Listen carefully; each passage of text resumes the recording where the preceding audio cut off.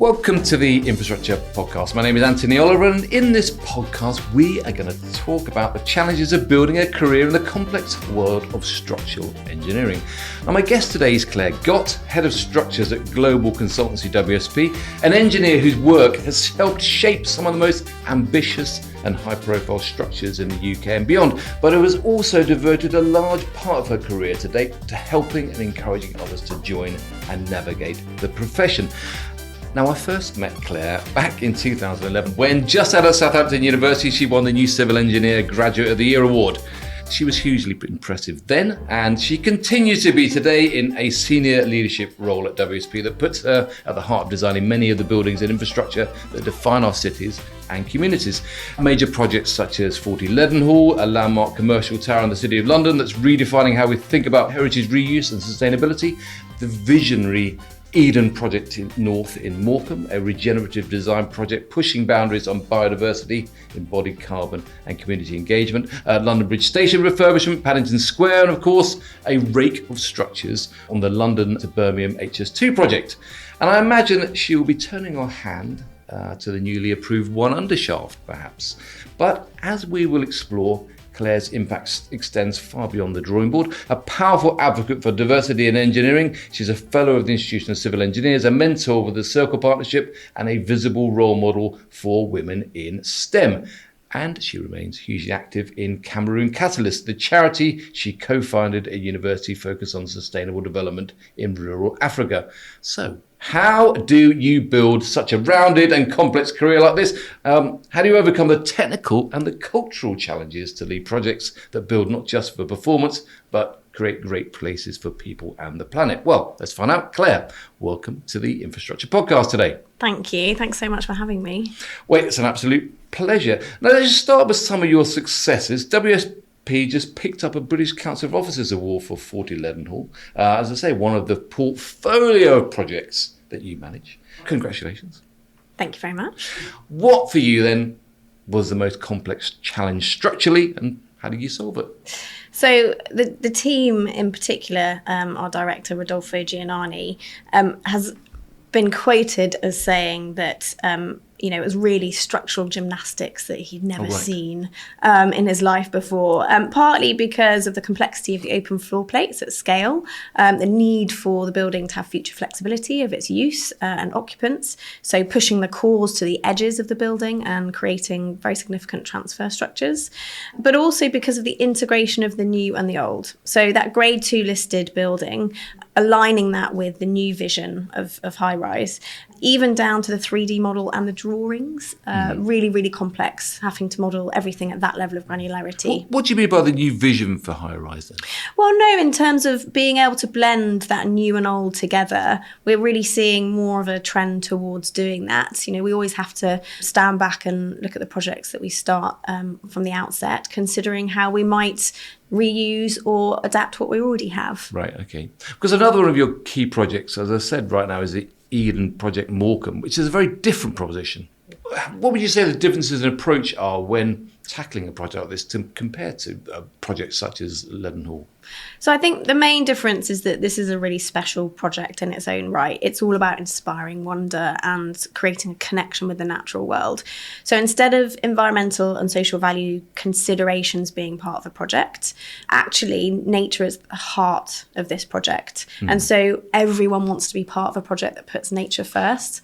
And that's really, moving into the realms of a more regenerative design. Right. So this word regenerative, because does it have a specific definition in your world? Because can you have a regenerative design on a city centre building, for instance?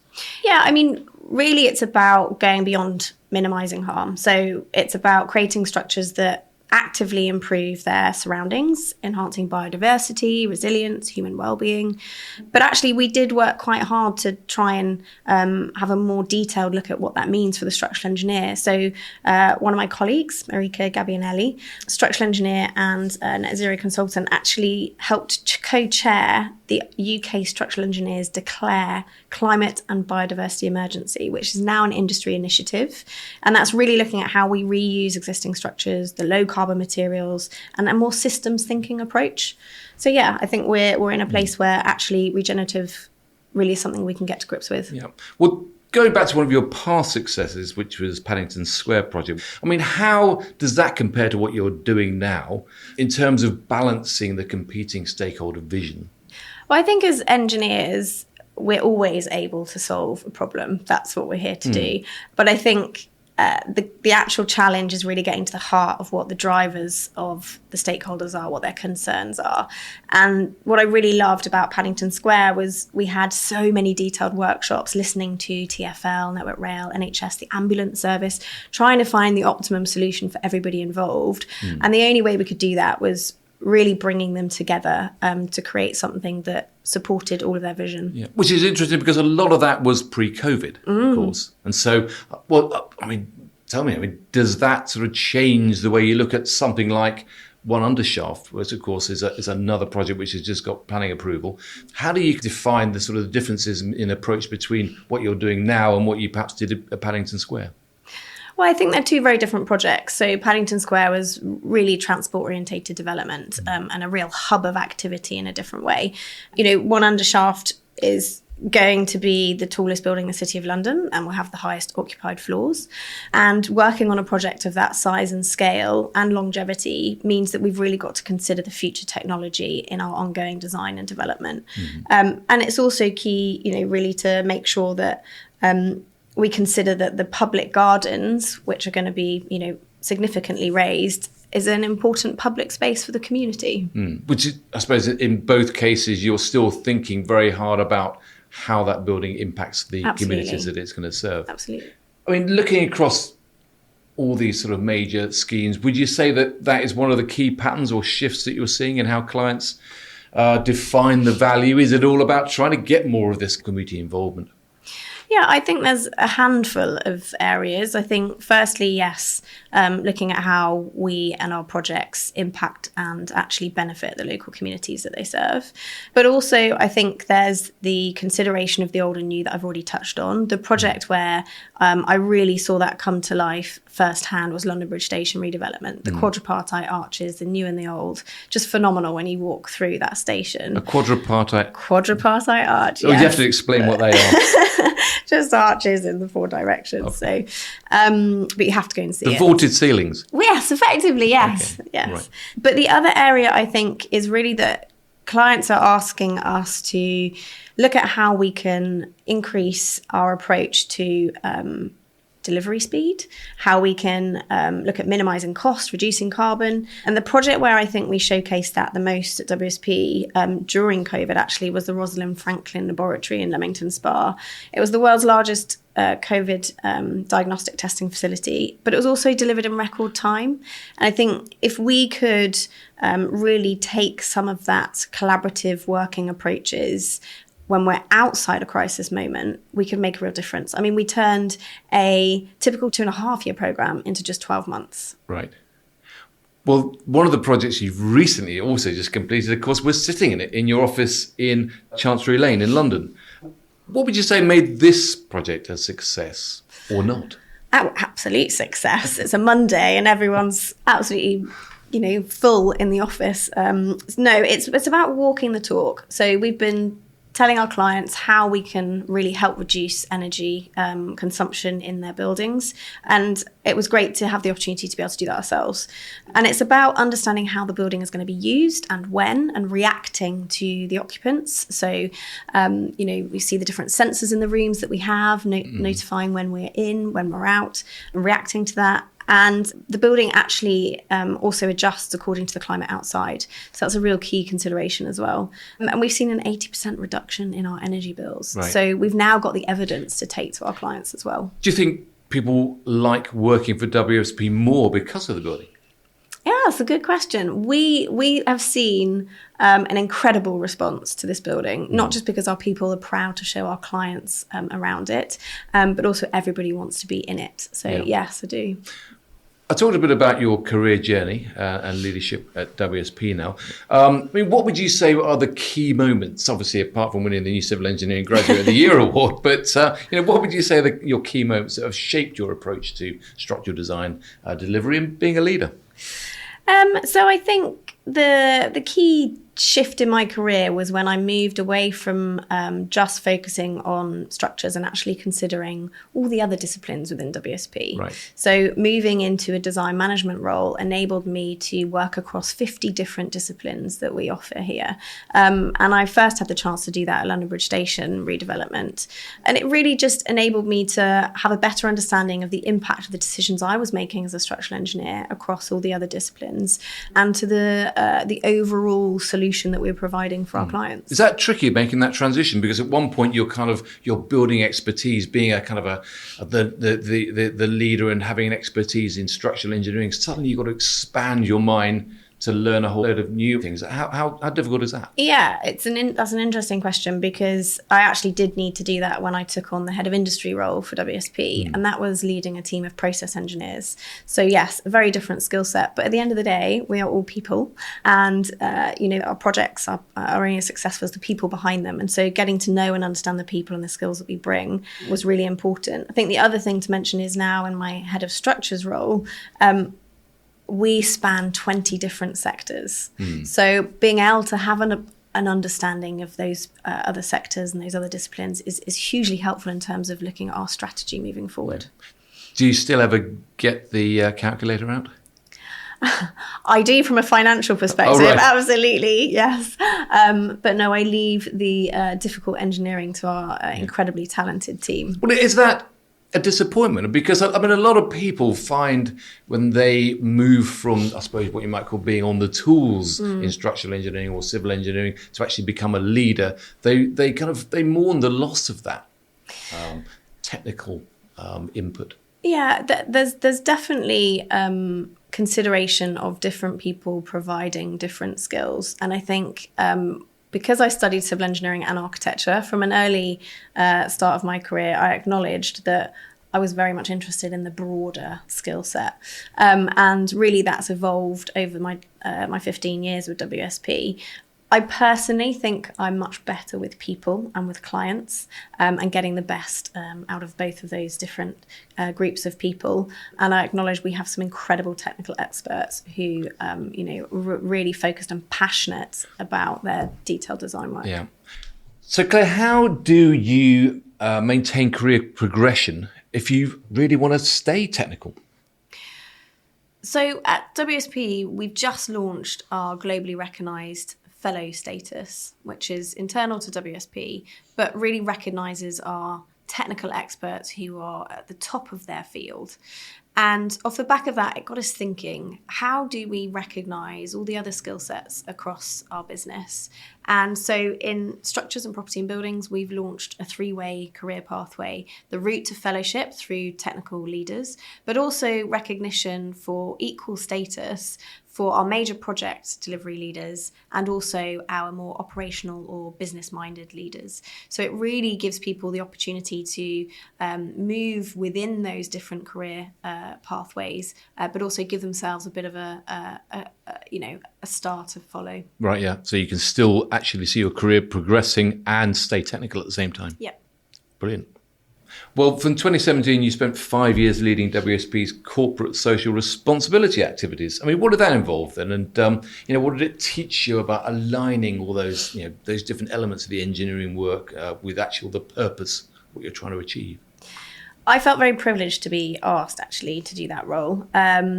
Really, it was sparked from the passion that I had demonstrated in really trying to make a difference through the charity Cameroon Catalyst. And that clearly stood out, and that's why I was asked to get involved. There were 3 key areas that I focused on when I was head of CSR. The first one was fundraising and volunteering, giving our people the opportunity to support charities that are close to their heart, whether that's locally or internationally.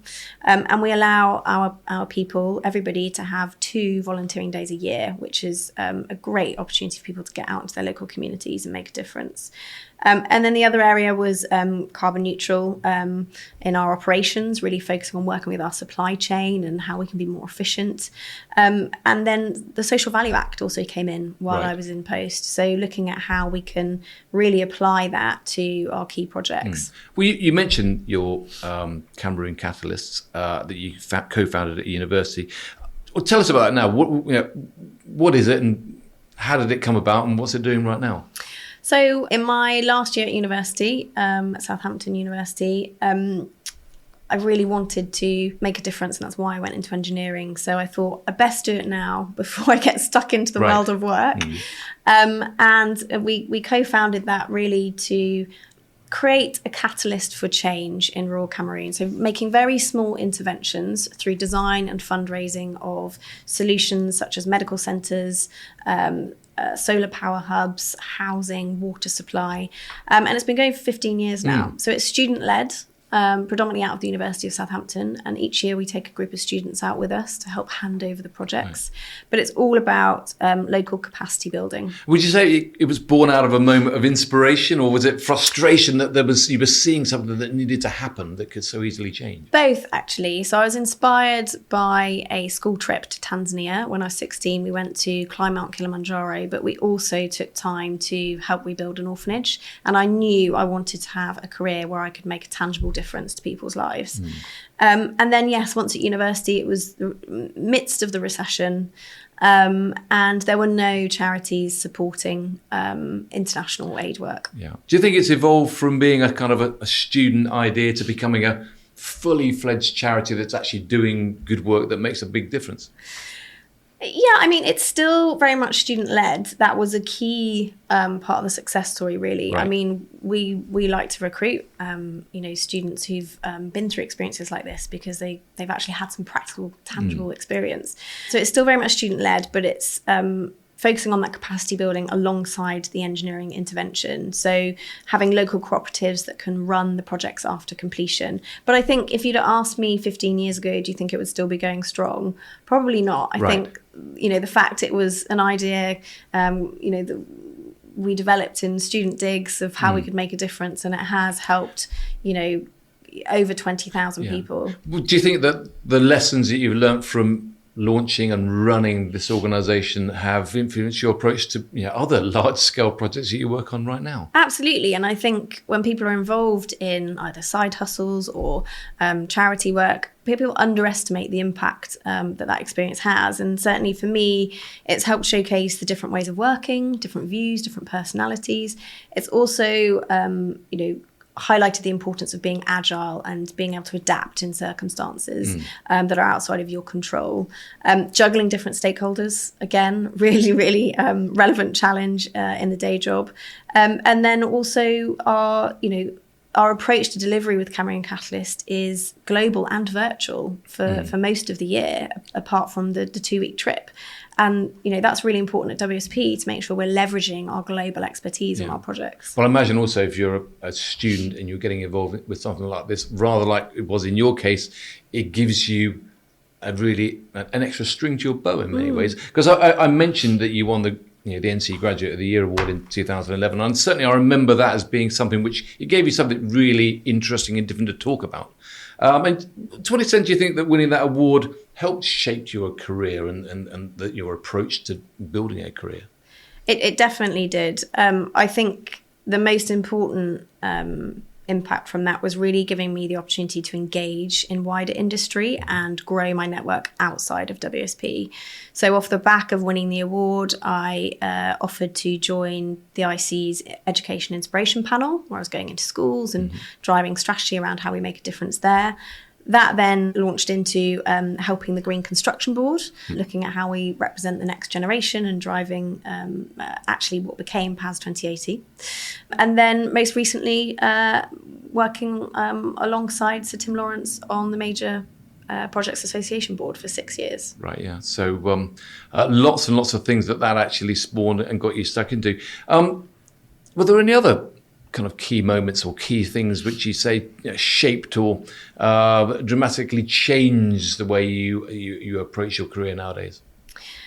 I think actually it's the people that I've been very fortunate to work with. And there are 3 key individuals who've definitely made a difference in my career journey.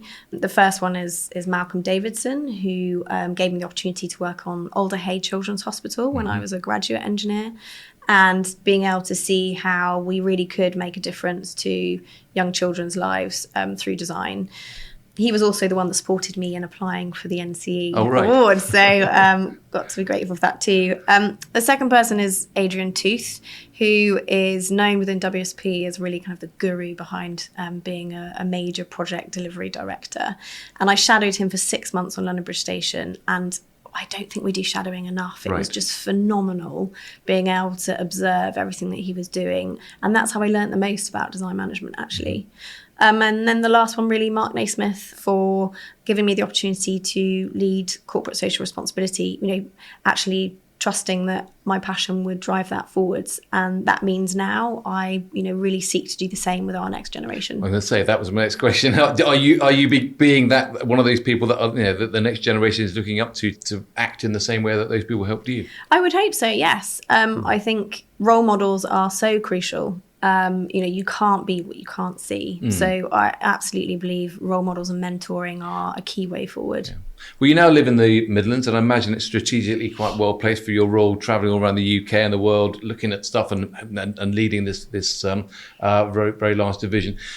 You've got a young family, and I know you've been on quite a journey on that one, but how do you navigate family life with being a senior leader in such a demanding profession? I love this question because I think we often sideline this question. I'm not going to lie.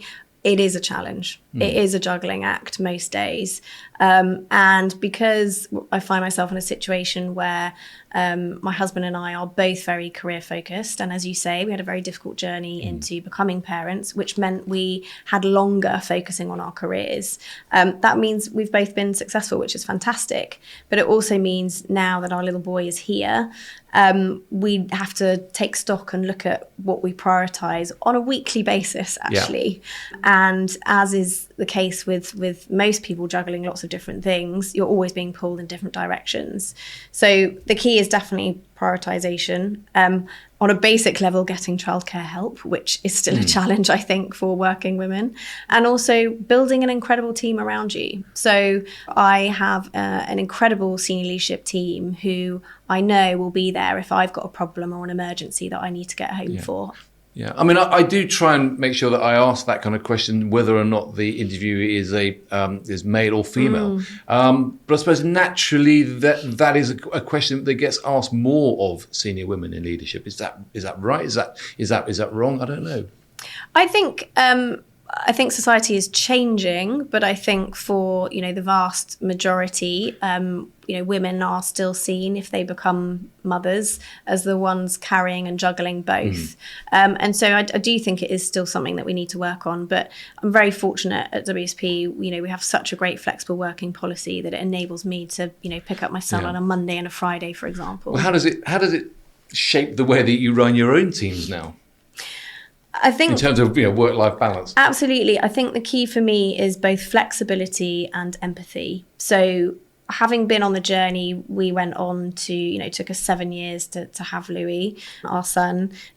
Everybody is juggling something outside of work. And being sensitive to that and acknowledging that not everybody is going to be able to be on form every day. We encourage people to bring their full selves to work. That includes what's going on at home.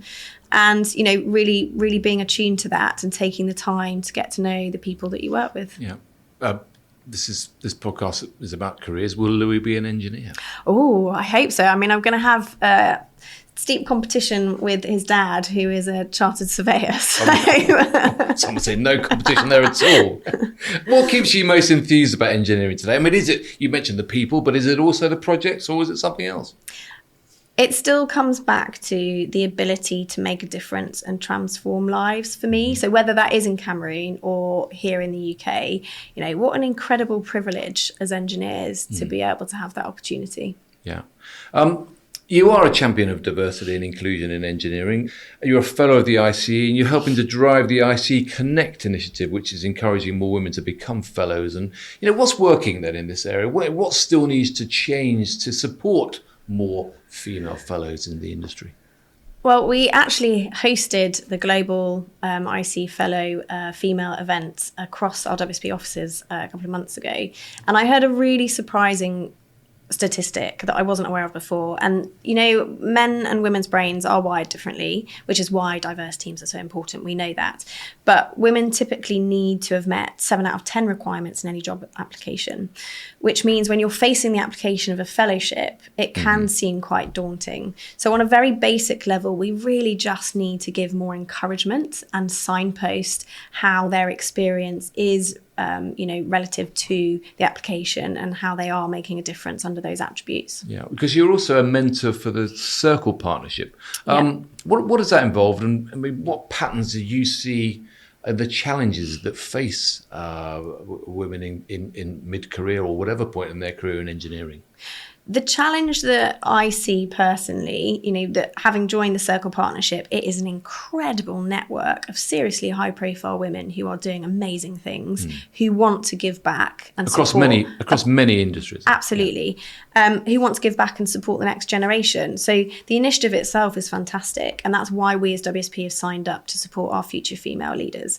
But I signed up as a mentor, because I personally wanted to give back. And if I hadn't have tapped into this network, I would still be thinking that we don't have enough role models. Right. But actually, they're just not visible enough. Right. We have plenty of them. Yeah. And is the industry, the built environment sector, the engineering sector, is that further behind other parts of industry in the UK? I think every industry has its quirks and, different approaches. We're seeing at WSP that we have a 50-50 graduate intake. So actually those coming into the industry, we're getting a brilliant spread of diversity. And I think that is, only going to improve as that generation grows and thrives. But I do think that COVID helped accelerate our workplace flexibility. And we've also, obviously, since I started at WSP, the gender pay gap review is now, something that we all have to comply with. And that is making a real difference. Yeah. So what advice do you give young female engineers who want to stay technical, but who also aspire to lead? What do you say to them? I would personally say follow your passion. So every chapter in my career has really come from me following my passion. And I think passion really speaks for itself. And I would also say that, the breadth of skills needed in our industry is so vast that there's space for everyone. I mean, we have gamers now in WSP helping us develop some of our visual platforms, which is just incredible. Yeah. Well, you do a lot of work visiting schools to promote STEM subjects. I mean, what resonates most with young girls when you go and visit them about the work that you do? So I think one of the things that I love talking about when I go into schools is one of my favourite STEM initiatives, which was also with the ICE, was when we won the Guinness World Record for the longest spanning Lego bridge. Oh, right. And that was just brilliant fun. And I think, if you can get school kids excited about something that can also be very tangible and fun, it really starts the conversation. I think we do still struggle with the perception that our industry is hard hats, muddy boots, full of boys. And so that's something that we just need to continue to work on. Which a lot of it is. Yeah, it is. But I mean, we have limitless opportunities for everybody in this industry. And, I think the career pathway options now are just so vast. But we've still got this perception from, teachers and parents who aren't involved in our industry. I mean, the industry does face a lot of challenges as we move towards the future, and you were a former board member of the Major Projects Association, very engaged with helping the sector to get better at project delivery. What's still missing then? I mean, you say that having more diverse teams really helps to drive performance. What's still missing in the sector? Why are we still struggling to deliver things on time, to budget, and to the right outcomes? So when we were working on a number of our initiatives and conferences at the MPA, we were all really good, including all the membership organisations, at coming together to identify the lessons learned. That bit we're really good at. What we don't seem to do so well is implement them across our fragmented and competitive industry. So the how is obviously the hard bit, But I do think that's why the drive towards partnering is so critical across our industry. And we've got 3 examples at WSP that we're really showcasing, because we're seeing a real difference in terms of how we deliver through these partnerships. So if I take the energy sector, the pioneering enterprise model, that's 7 consultants and contractors working with National Grid on the Great Grid Upgrade. And we're seeing huge benefit across that, both in capacity and, collaboration on skills, best practice. The other one is in life sciences. So we are Laing O'Rourke's design partner.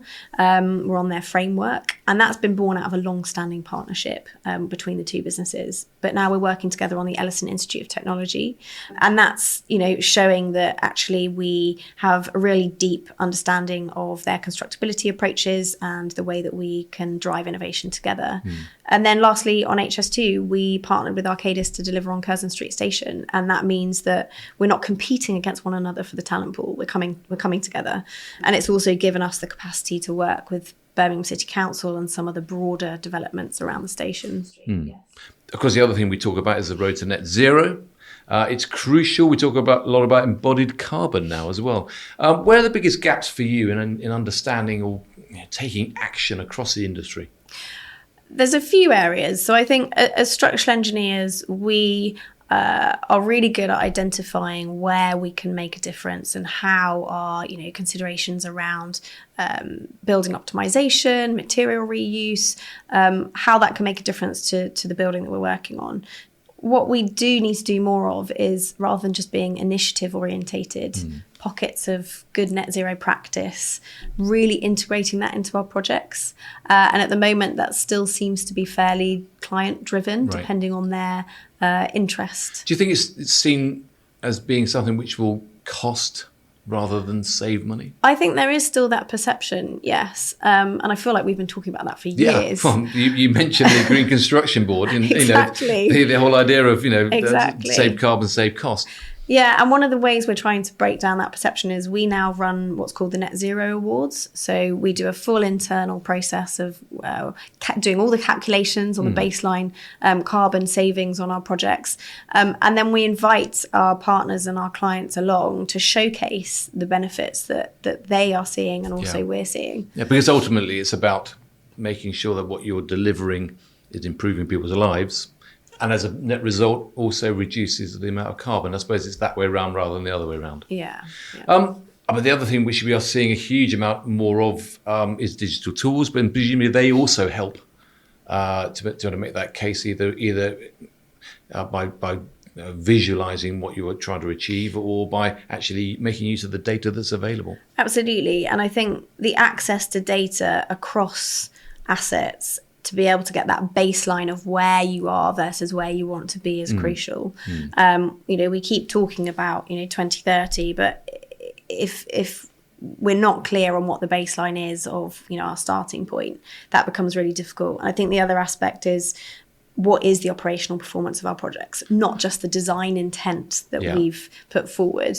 We need to be going to that next phase and understanding that. Which is a huge ask. We're looking ahead. I mean, when you look back at your original role as a structural engineer, it's changed hugely, but how do you think that's going to evolve further over perhaps the next couple of decades? Really good question. So I still think it will be about human-centered engineering. So yes, AI, digital is growing, but the people skills are still essential to what we do. Because AI potentially can do a lot of the calculations for you, do a lot of the design function. But there's more to it than that. Absolutely. And, one great example is the kit of parts, which is, it basically transforms projects from thousands of individual components to larger, fewer sub-assemblies to make construction faster, fewer deliveries, lower transport emissions. But it also cuts out the repetitive decisions. So that means that we can accelerate productivity and free up our teams to focus their creativity where it makes a real difference, like you've just said.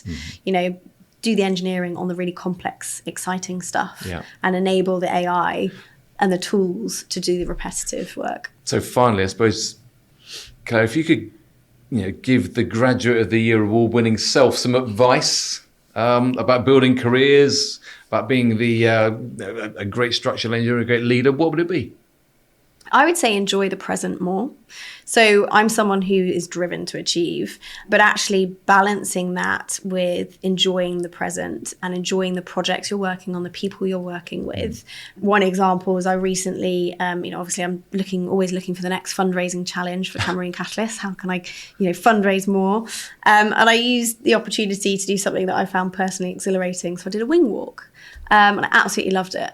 A wing walk? A wing walk, yes. Strapped to a plane, doing loop-the-loops. Wow. Yeah. Where and when? What was this? It was in the Midlands, yeah. It was a really, really exciting way of raising some funds. All right. Were you more scared or less scared than you thought you were going to be? No, I loved it. It was great. Okay, right. I suppose having done that, where do people give you money? Cameron Catalyst, we're cameroncatalyst.org. The website has access to the donation links. Thanks. Well, look, Claire, I look forward to seeing some pictures of that, but I'd rather you than me. Anyway, really interesting conversation about an amazing career that you've had today, and I'm sure that there's lots more that we're going to be talking about over the next few years in terms of the things you get up to. So thanks for sharing your thoughts today on the podcast. Thank you very much for having me. An absolute pleasure. But sadly, that's all we've got time for on the podcast right now, but there is more in the pipeline as we continue to probe the big issues facing the sector. If you haven't done so already, do check out the Infrastructure Podcast website, www.infrastructure-podcast.com, where you will find background information on all the latest podcasts to listen to and, of course, to share with your colleagues. So thanks for joining us. Thanks again to Claire. I look forward to seeing you again very soon.